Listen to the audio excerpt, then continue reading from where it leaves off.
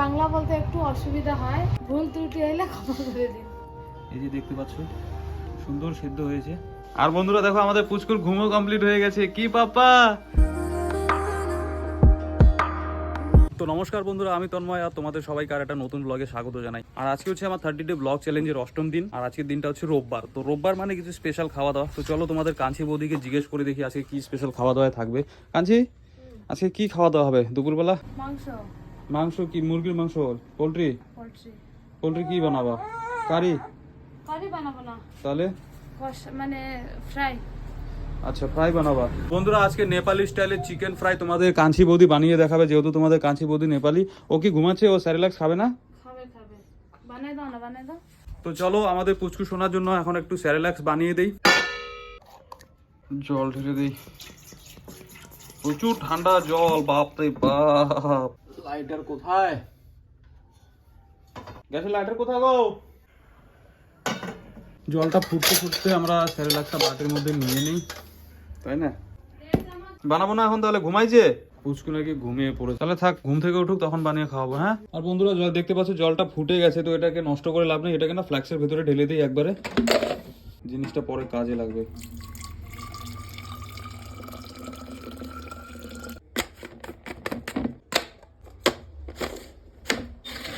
তাহলে মাংস নিয়ে আসবো আমি। কত? আধা কেজি? 100 টাকার? 100 টাকারই তো আধা কেজি। এখন 200 টাকা কেজি? আর মাংসের দোকান তো জানোই, আমাদের দোকান থেকে একদম পাশের সামনেই এই যে এটা। চলো তাড়াতাড়ি আজকে চিকেন ফ্রাই খাবো, নেপালি স্টাইল চিকেন ফ্রাই। দেখো দোকানদার দোকান ছেড়ে হাওয়া। কত করে কেজি? 200 টাকা কেজি। তাহলে 100 টাকা আধা কেজি না?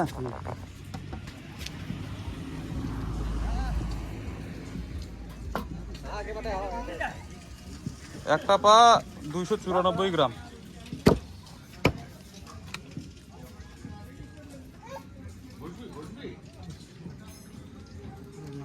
ওই ডানাটা দিয়ে দাও না, ডানাটা দিয়ে দাও, ডানাটা দিলেই না হয়ে যাবে।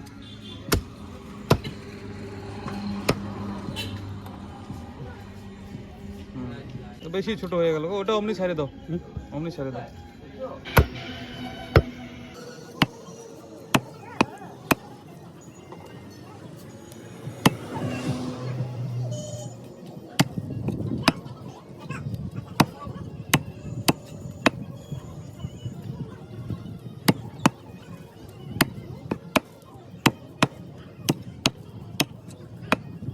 মাংস তো নিয়ে নিলাম আধা কিলো, আর পৌঁছেও গেলাম।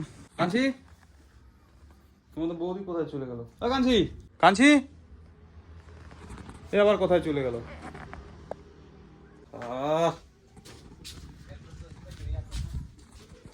কোথায় যে যায় মাঝে মাঝে, কি বাপরে বাপ। কোথায় গেছিলে তুমি? জল আনতে। আর এখানে মাংসগুলো পরিষ্কার হচ্ছে গাছ, দেখতে পাচ্ছ। এটা ভালো করে পরিষ্কার করবে, হ্যাঁ? প্রচুর নোংরা থাকে মাংসের মধ্যে, বুঝলা? আমি ভালো করে পরিষ্কার করি, নাহলে আমি নিজে খাইতে পারি না। আর এখানে এই যে দেখো তোমাদের বৌদির জুগার, দেশি জুগার। ও সিরিয়াল, এত সিরিয়াল দেখো কেউ কোনোদিন? কতদিন থেকে দেখি না, বাচ্চার শরীর খারাপ, বাচ্চাকে নিয়েই ব্যস্ত। ও আচ্ছা, দিনে যদি 4 বারও দেখে না বন্ধুরা, তবুও বলবে যে দেখি না। এই হচ্ছে স্বভাব। চলো চা করে দিয়েছে, আমি চাটার এনজয় নেই। দেখো বন্ধুরা, এই যে এখানে মাংসটা ধোয়া হয়ে গেছে, একে একটু ফ্রাই করবো। আমি যেরকম ভাবে মাংস বানাবো, এটা যেন আগে ফ্রাই করতে লাগে ভালোভাবে তেলে, সেজন্য হলুদ লবণ দিয়ে মাংসটাকে ফ্রাই করবো। আর এদিকে ভাতও আছে। জোরদার খাওয়া দাওয়া হবে, তাই তো? এখানে একটু তেল ঢেলে নিব।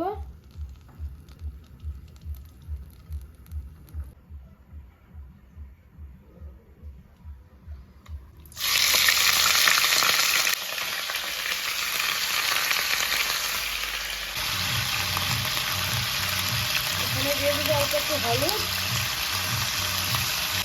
আর একটু লবণ।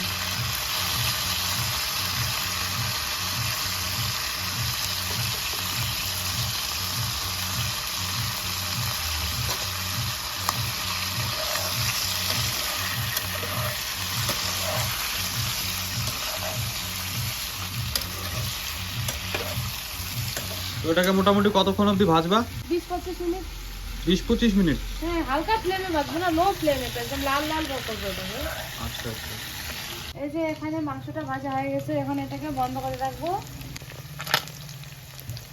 আর এই যে এখানে মশলাগুলো সব নিয়ে নিচ্ছি, আদা, রসুন, পেঁয়াজ আর লঙ্কা। এখন এগুলাকে বাইটে নিব।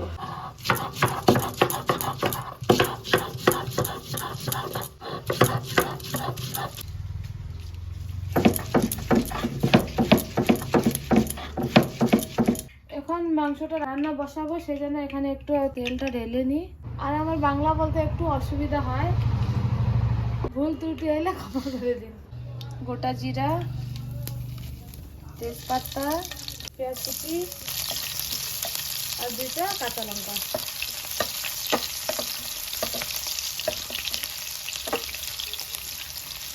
এটা হালকা ভাজা হয়ে গেছে, এখন এখানে যে বেটে রাখা মশলাগুলো ওগুলো দিয়ে দেবো।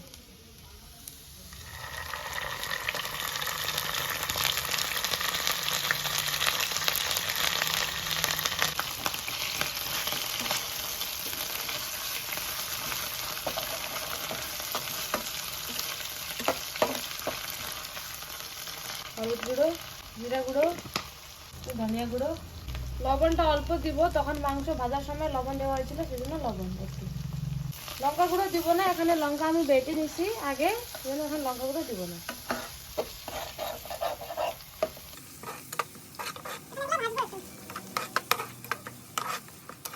আর এটা এখানে টমেটো কাটে দিয়ে দিব।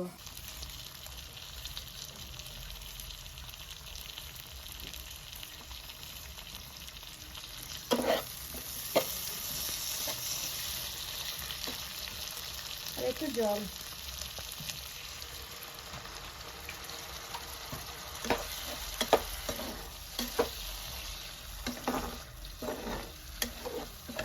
এই যে এখানে দেখছেন মশলাটা ভাজা হয়ে গেছে।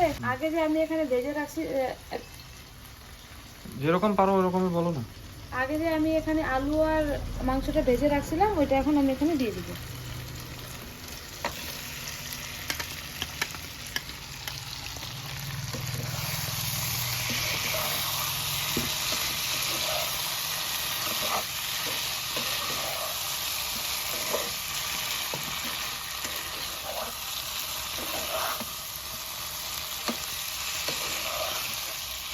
আর এটা কি কষিয়ে নিয়ে পরে জল ঢেলে দেবে?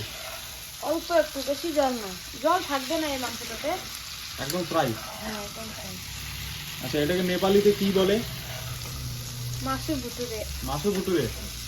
তো বন্ধুরা দেখতে পাচ্ছ, মানে ভাজাকে নেপালিতে ভুটুরে বলে, সেই জন্য এটা মাসু। আচ্ছা মানে ভাজাকে ভুটুরে বলে, সেই জন্য আজকে আমরা খাচ্ছি নেপালি স্টাইল মাসু ভুটুরে, তাই তো? সুন্দর একটা গন্ধ বেরিয়েছে। এখন এটা ভাজা হয়ে গেছে, এখন এখানে একটু জল দিয়ে দিব, গরম জল আছে, গরম জলটা দিয়ে দিব অল্প একটু, তারপর এটাকে হালকা লো ফ্লেমে ঢাইকে রেখে দিব। এটা হয়তো লাগবে 25-30 মিনিট। তো এই জলটা যে কিছুক্ষণ আগে আমি গরম করেছিলাম, ওটা কাজে লেগে গেল, তাই না? জলটা শুকানো অবধি মাংসটাকে ঢেকে রেখে দিব, ফ্লেমটা একদম লো থাকবে। আর মাংস হতে হতে এখানে বাইরে তোষকটা আমরা শুকোতে দিয়েছিলাম রোদ্রের মধ্যে, তো এটাকে একটু উল্টে দিই। পারবো? দুজনে হবে? ওইটা এইদিকে দিবা, এটা ওইদিকে দিবা তো? আর এটা পাল্টাতে আমাদের 12টা বেজে গেল, বাপরে বাপ, হেভি ওয়েট। আর বন্ধুরা দেখো, আমাদের পুচকুর ঘুমও কমপ্লিট হয়ে গেছে। কি পাপা, দাঁড়াও সেরিল্যাক্স বানাই তোমার জন্য। ও থাকবে না, ও উঠবে। আসো আসো পাপা, আসো আসো আসো আসো আসো আসো। বুঝছো তুমি? দেখো কিরকম তাকায় থাকে তোমার দিকে। পাবদলি। যেখানে এতটুকু ভাজা হয়ে গেছে, এখানে দিব এখন ধনিয়া পাতা। আর এটাকে মোটামুটি 5-6 মিনিট ভাজবো। এখন হাই ফ্লেমে ভাজবো, সেই জন্য 5 মিনিট ভাজতে হয়ে যাবে।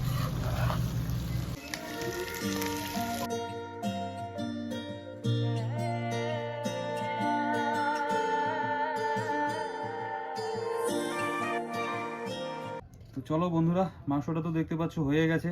আমাদের নেপালি স্টাইল চিকেন ফ্রাই, মানে নেপালিতে মাসু ভুটুরে। আর এটা দেখি কীরকম সিদ্ধ হয়েছে। এই যে দেখতে পাচ্ছ, সুন্দর সিদ্ধ হয়েছে। চলো একটু টেস্ট করে দেখি কেমন হয়েছে। ও অপূর্ব টেস্ট হয়েছে কান্তি, একদম অসাধারণ। চলো তো বন্ধুরা, খাওয়া দাওয়াটা সেরে নেই। আমাদের পুচকু সোনাকে পাশের বাড়িতে দিয়ে এসেছি, কারণ নাহলে আমরা খেতেই পারবো না। আর আশা করি তোমাদেরকে রান্নাটা ভালো লেগেছে, আমাদের এই ব্লগটা ভালো লেগেছে। যদি অল্প একটু ভালো লেগে থাকে তাহলে লাইক করবে, আর চ্যানেলে নতুন হলে সাবস্ক্রাইব করবে। দেখা হচ্ছে পরের ব্লগে, বাই।